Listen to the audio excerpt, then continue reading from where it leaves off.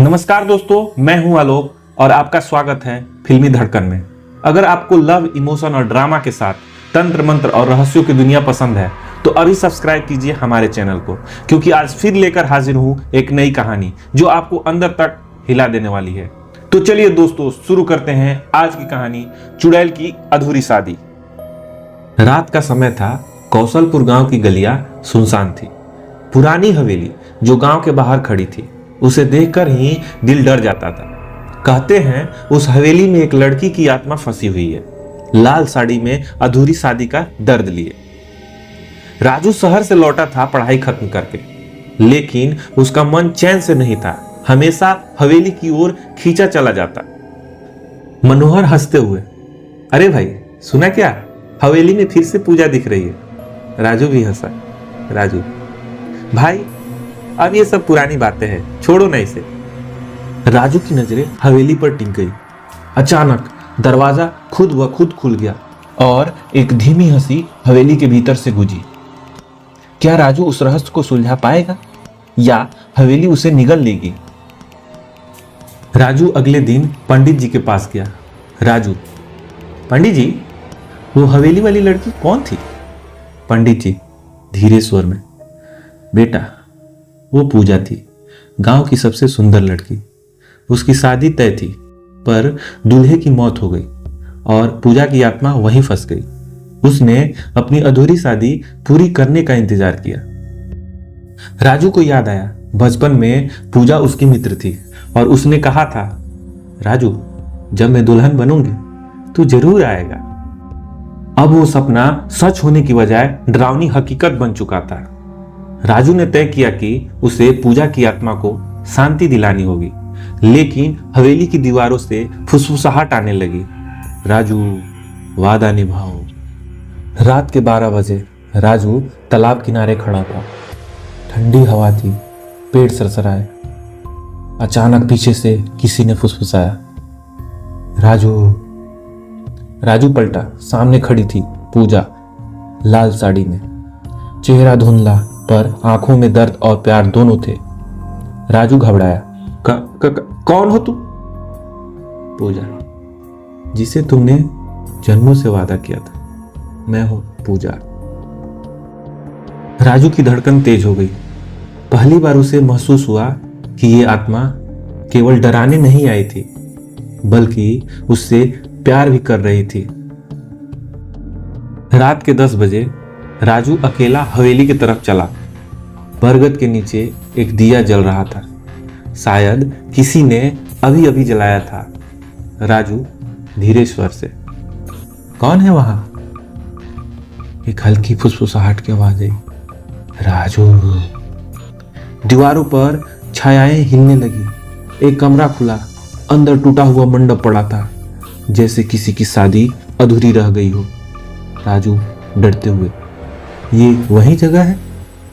दीवार पर लिखा था, मेरा वादा अब भी बाकी है। अचानक खिड़की बंद, तेज हवाएं चलने लगी। तभी अचानक राजू के हाथ में एक सिंदूर की डिब्बी आ गई। उस पर लिखा था राजू का नाम। राजू अब हर रात तालाब पर जाता। वो वहीं पूजा से बात करता, हवा में, अंधेरे में और अपने डर में। राजू, पूजा अगर तू सच में है तो सामने आ जा। पूजा धीरे से, दर्द भरी आवाज, राजू तूने वादा किया था ना। तभी राजू ने देखा, पानी में एक लाल साड़ी हिल रही थी। धीरे धीरे ऊपर आई। पूजा वहां थी, आंखों में आंसू, होठों पर मुस्कान। पूजा, मैं इंतजार कर रही थी राजू, बस तू 7 फेरे पूरे कर दे। राजू के गले में ठंडक उतर आई। उसे लगा जैसे कोई अदृश्य हाथ उसके दिल को छू गया हो। राजू दौड़कर पंडित के पास पहुंचा। राजू, पंडित जी, वो आत्मा मुझसे बात करती है। पंडित गंभीर स्वर में, बेटा वो पूजा की आत्मा है, वो तुझसे बन चुकी है। अगर तुमने वादा तोड़ा तो वो तुम्हें नहीं छोड़ेगी। राजू, मैं उसे मुक्त कर दूंगा। पंडित, मुक्ति केवल शादी पूरी करने से नहीं मिलेगी, पर याद रखना, आत्मा से शादी इंसान की जिंदगी ले लेती है। राजू की आंखों में डर और प्यार दोनों थे। उसने ठान लिया जो भी हो वो पूजा को शांति दिलाएगा।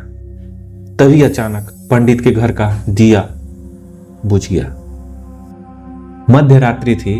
हवेली में लाल कपड़े लहरा रहे थे। राजू ने सेहरा बांधा। पूजा सामने थी, धुंध में लिपटी। पूजा धीरे से मुस्कुराते हुए, आज मेरी शादी पूरी होगी ना राजू? राजू, हाँ पूजा, आज तेरा वादा पूरा होगा।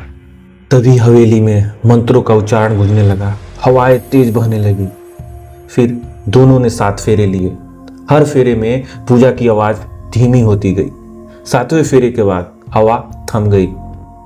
पूजा धीरे से मुस्कुराते हुए, अब मैं मुक्त हूं राजू। आखिरी बार पायल की आवाज आई और पूजा धुंध में गायब हो गई। उस वक्त हवेली में केवल राजू बचा। अगले दिन गांव वालों ने देखा राजू हवेली के आंगन में बेहोश पड़ा था। उसके माथे पर सिंदूर का निशान था। मनोहर घबराकर, राजू आंखें खोलो दोस्त। राजू धीरे से बोला, वो चली गई मनोहर, पर मुझे अब भी उसकी खुशबू है। राजू फिर कभी पहले जैसा नहीं रहा। रात को वो अक्सर हवा से बात करता। लोगों ने देखा हवेली से फिर लाल रोशनी निकल रही थी। राजू अब नहीं था, पर उसके कमरे में हर रात दिया अपने आप जल उठता था। दीवार पर लिखा था, हम दोनों अब अलग नहीं हैं। गांव वालों ने कभी फिर उस हवेली का रुख नहीं किया। कई साल बाद वही जगह एक नई लड़की राधिका आई। वो तालाब के पास बैठी थी कि पानी में एक लाल साड़ी झलकी। राधिका धीरे से, कितनी अजीब जगह है। अर्जुन, नए मास्टर मुस्कुराते हुए, कहते हैं यहां कभी एक अधूरी शादी हुई थी। राधिका कांप उठी। अर्जुन को हर रात सपने आने लगे। एक लड़की लाल साड़ी में कहती है, मेरा वादा पूरा करो। अर्जुन घबरा कर, कौन हो तुम? आवाज, मैं हूं पूजा और तुम हो राजू। अर्जुन की आंखें नींद से खुल उठी। उसे महसूस हुआ जैसे किसी पुराने रिश्ते की डोर फिर से जुड़ गई हो। राधिका ने सपने में देखा वो दुल्हन बनी हुई है और अर्जुन उसका दूल्हा। मंडप वही पुराना, दिए वही लाल रोशनी वाले। तभी पूजा की आवाज आती है, कुछ कहानियां खत्म नहीं होती, बस अगले जन्म में फिर से शुरू हो जाती है। कौशलपुर गांव आज भी उस हवेली से डरता है। कहते हैं हर अमावस्या की रात लाल साड़ी में एक दुल्हन आती है अपनी अधूरी शादी पूरा करने। तो दोस्तों, ये थी आज की रोमांचक कहानी। कैसी लगी आपको ये कहानी हमें जरूर कमेंट में बताइए। अब वक्त है उन दोस्तों का नाम लेने का जिन्होंने पिछली कहानी में बताया था वो कहां से हमारी कहानी सुनते हैं। सबसे पहले विकास भाई हैं मुजफ्फरनगर से, नेहा जी हैं पंजाब से, अंकिता जी हैं छत्तीसगढ़ से, इरफान भाई है अहमदाबाद से। अगर आप भी चाहते हैं कि आपका नाम हमारी कहानी में लिया जाए तो जल्दी से बताइए आप कहां से सुन रहे हैं और कहानी कैसी लगी।